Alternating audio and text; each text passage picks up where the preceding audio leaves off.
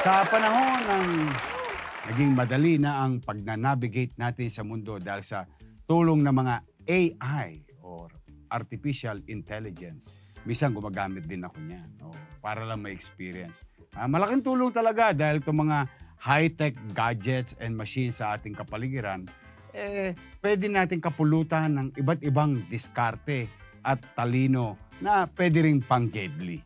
Kaya naman, ito ang aking tips na ibibigay sa inyo ngayon sa ating Isko 101. Nako, tag-ulan na naman. Nako. Pero meron akong tips sa inyo. Nung araw, kanya-kanyang abilidad lang pag tag-ulan.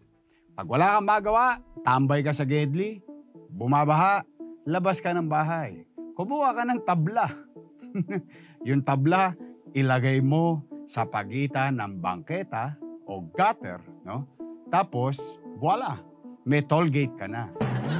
Di ba yung pagkabaha, di ba, lalagyan mo kasi ayaw mabasa yung sapatos o ayaw malublob sa baha.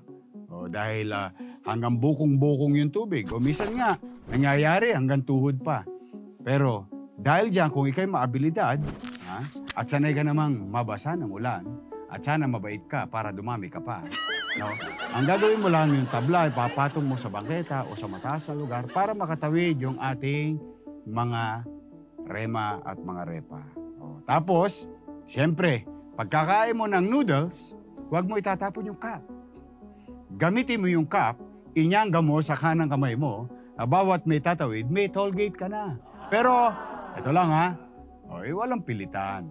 Kasi, ang maganda rito, nakatulong ka na sa kapwa, nakagawa ka na ng kabutihan sa komunidad, tapos konting diskarte lang sa gedli, pwede ka pang kumita. Kaya walang pilitan.